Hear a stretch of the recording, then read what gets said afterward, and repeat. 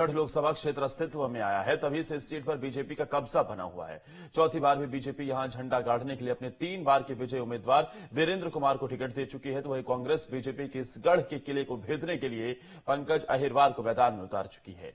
टीकमगढ़ लोकसभा क्षेत्र में कई मुद्दे सालों से चले आ रहे हैं। हालांकि कुछ समस्याओं का समाधान भी हुआ है, लेकिन पलायन यहां की सबसे बड़ी परेशानी है। इस रिपोर्ट के जरिए देखते हैं टीकमगढ़ लोकसभा का सियासी समीकरण।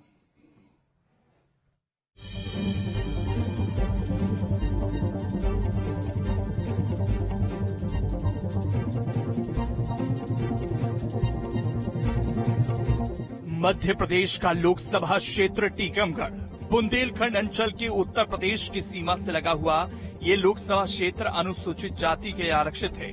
टीकमगढ़ लोकसभा सीट 2008 के परिसीमन के बाद अस्तित्व में आई।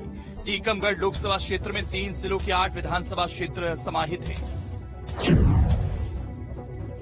जिसमें टीकमगढ़ जिले की जतारा, खरगापुर, टीकमगढ़, निवाड़ी जिले की पृथ्वीपुर, निवाड़ी और छतरपुर जिले के महाराजपुर, छतरपुर, बिजावर विधानसभा शामिल है। टीकमगढ़ लोकसभा क्षेत्र के मतदाताओं की संख्या की बात करें तो यहां कुल मतदाता 18,17,760 हैं, जिसमें पुरुष मतदाताओं की संख्या 9,53,515 है, तो वहीं महिला मतदाता 8,64,212 है। थर्ड जेंडर के कुल मतदाता 30 है। लोकसभा चुनाव में इन मतदाताओं के लिए 3 जिलों में 2077 मतदान केंद्र बनाए गए हैं। चुनाव में जातीय समीकरण बेहद खास होता है और हार जीत का आधार भी बनता है। टीकमगढ़ लोकसभा क्षेत्र में अगर जातियों की बात करें तो सबसे अधिक मतदाता यहां यादव समाज, दूसरे नंबर पर अहिरवार समाज, तीसरे नंबर पर कुशवाहा समाज, चौथे नंबर पर लोधी, पटेल, ब्राह्मण, जैन, मुस्लिम, साहू, बुनकर, चौरसिया, रजक, वाल्मीकि, पाल समाज के साथ दूसरी जातियों के मतदाता हैं। अपनी ऐतिहासिक पहचान रखने वाले टीकमगढ़ लोकसभा क्षेत्र के 75% लोगों का प्रमुख व्यवसाय कृषि है। यहाँ कारखानों का भारी अभाव है, रोजगार के दूसरे कोई साधन नहीं है। और हर बार की तरह इस चुनाव में भी पलायन यहाँ सबसे बड़ा मुद्दा है। शिक्षा, स्वास्थ्य, रोजगार और पेयजल व्यवस्था यहाँ के लोगों के लिए बड़ी समस्या है। क्षेत्र के मतदाताओं का साफ कहना है कि रोजगार और दूसरी बुनियादी सुविधाओं के अभाव में पहले गांवों से पलायन होता था, अब तो शहरों से महानगरों के लिए भी पलायन होने लगा। जनमानस की बहुत सी समस्याएं हैं। पहले तो गांवों से लोग पलायन करते थे, बेरोजगारी यहाँ अहम मुद्दा है। पहले गांव से लोग पलायन करते थे, लेकिन अब शहर से भी बड़े शहरों में लोग पलायन करने लगे रोजगार के लिए। हमारे यहाँ की मुख्य समस्या है बेरोजगारी, तो बेरोजगारी पे भी ध्यान दें। और स्वास्थ्य संबंधी भी समस्याएं बहुत ज्यादा है। ट्रामा सेंटर बन गया है, लेकिन यहाँ पे स्वास्थ्य समस्याएं फिर भी वही कहीं की कहीं बनी हुई है। पलायन एक मुद्दा है और पलायन 3 कारणों से मैं समझता हूँ कि होता है। एक स्वास्थ्य की कमी, स्वास्थ्य सुविधाएं ना होना, दूसरा शिक्षा की कमी, जो यहाँ शिक्षा क्षेत्र हैं उनका उन्नत ना होना, और तीसरा रोजगार के लिए कोई नई मशीनरी प्रोडक्ट या कोई कारखाने का ना होना। ये पलायन के कारण ये बड़ा चिंता का विषय है। यहाँ पे सेंट्रल यूनिवर्सिटी बनना चाहिए, रेलवे स्टेशन का डेवलपमेंट होना चाहिए, मेडिकल कॉलेज की शुरुआत होना चाहिए, और कोई भी गवर्नमेंट का एक बड़ा उपक्रम यहाँ पे लगाया जाना चाहिए, ताकि यहाँ के लोगों को रोजगार मिले और बाहर से भी कई ट्रेन वगैरह की कनेक्टिविटी के साथ साथ ट्रांसपोर्टेशन के लिए और व्यापार जिससे डेवलप हो।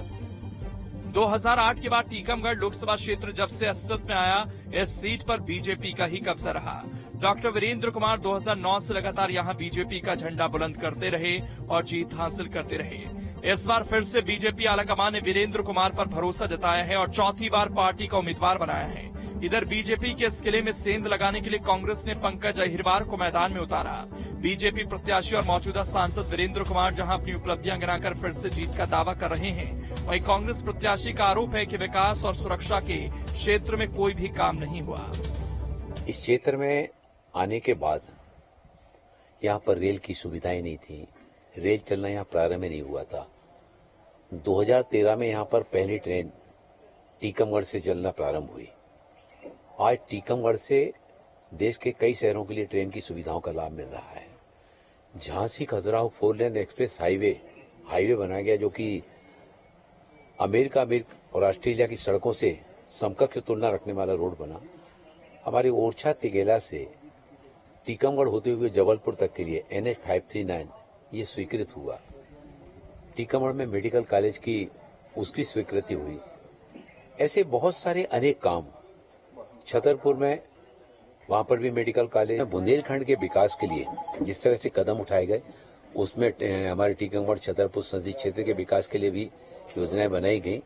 उन सब के साथ ही साथ गांव गरीब मजदूर किसान, महिला युवाओं और किसानों के सम्मान के लिए पंतप्रधान आदरणीय नरेंद्र मोदी जी के द्वारा जो काम किए गए हैं, पूरे देश में एक उत्साह का वातावरण है। भाजपा ने किसी भी तरीके से किसी भी लाइन में काम किया ही नहीं है। चाहे आप स्वास्थ्य की बात कर लें तो स्वास्थ्य के मामले में आप देखिए कि ना तो टीकमगढ़ में किसी प्रकार की कोई व्यवस्था है। छोटे छोटे से एक्सीडेंट पे, छोटी सी बीमारी पर यहाँ से दूसरे पड़ोस के जिले में ले जाना पड़ता है। आप शिक्षा को देखिए, सरकारी संस्थाओं की स्थिति कितनी खराब हो गई है। बच्चे पढ़ नहीं रहे हैं, ना आगे बढ़ पा रहे हो, निरंतर उनको पास भी किया जा रहा है। आप देखिए कि महिलाएं पर कितना अत्याचार हो रहा है, हमारी बच्चियां सुरक्षित नहीं है। एक प्रकार से पानी की भी हमारी इतनी बड़ी स्थिति खराब है, पूरे बुंदेलखंड में पलायन की स्थिति बनी रहती है। इस बार टीकमगढ़ लोकसभा क्षेत्र की 8 विधानसभा क्षेत्रों में से 5 बीजेपी के पास और 3 विधानसभा सीट कांग्रेस के पास हैं। जाहिर है मुकाबला कांटे का होगा। 26 अप्रैल को यहां वोट डाले जाएंगे और 4 जून को ये साफ हो जाएगा कि बीजेपी यहां जीत का चौका मारने में कामयाब होती है या फिर बीजेपी के इस किले को ढहाने में कांग्रेस सफल होती है। कांग्रेस और बीजेपी ने अपने अपने उम्मीदवार चुनाव मैदान में उतार दिए हैं और जनता के बीच जाकर वो लोग वोट मांग रहे हैं।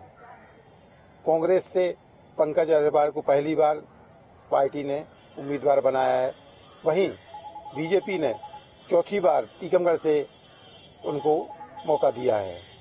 अब यह देखना है कि जनता आगामी 26 अप्रैल को किसके पक्ष में वोट करती है, यह 4 जून को पता लगेगा।